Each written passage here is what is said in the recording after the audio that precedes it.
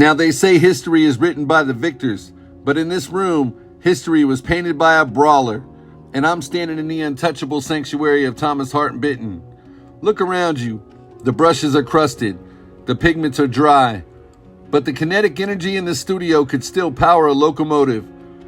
Now this isn't just a museum. It's the engine room of the American soil. Born into a Missouri political dynasty in 1889, Benton could have coasted into a soft leather chair in Washington somewhere, but instead he chose the dirt, the grit, and the canvas.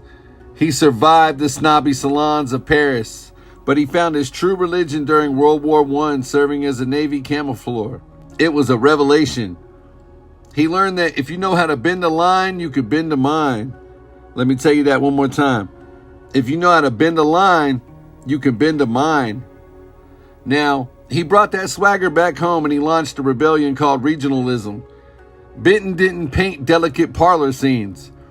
He painted America with its sleeves rolled up, his farmers, his steel workers, and sharecroppers.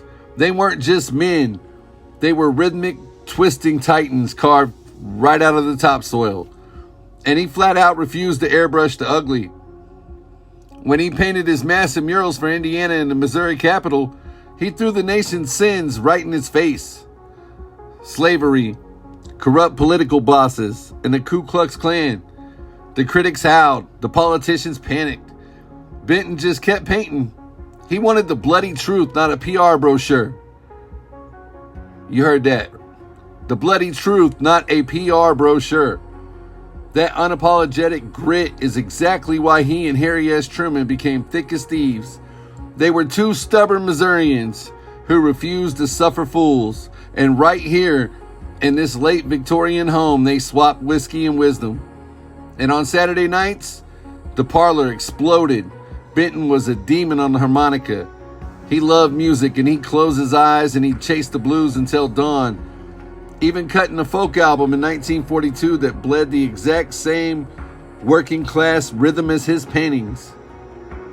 He took all the heavyweight titles, the cover of Time magazine, the National Academy of Design, but he never traded his work boots for dress shoes. His exit was the ultimate mic drop. And on January 19, 1975, the 85-year-old Titan stood right where I am standing. He applied the final sweeping brushstroke to his masterpiece, The Sources of Country Music. He set his brush down, stepped back, and his heart simply stopped. He died in the harness. And look at the blank canvas still waiting on the easel. It isn't an ending, it's a dare. Thomas Hart Benton spent a lifetime showing America its own messy, magnificent reflection. And that empty canvas is his way of asking if we still have the guts to look. What an amazing man, amazing painter. Did amazing things. If you haven't seen this house, you need to come out and check it out. This is your boy Mack Malone, the KC Journalist, signing out. Peace. Let's go. Mack Malone, he's your KC Journalist. The truth. Mack Malone, he's your KC Journalist. Mack Malone, he's your KC Journalist. And you know, get the best from that KC Journalist. Let's go.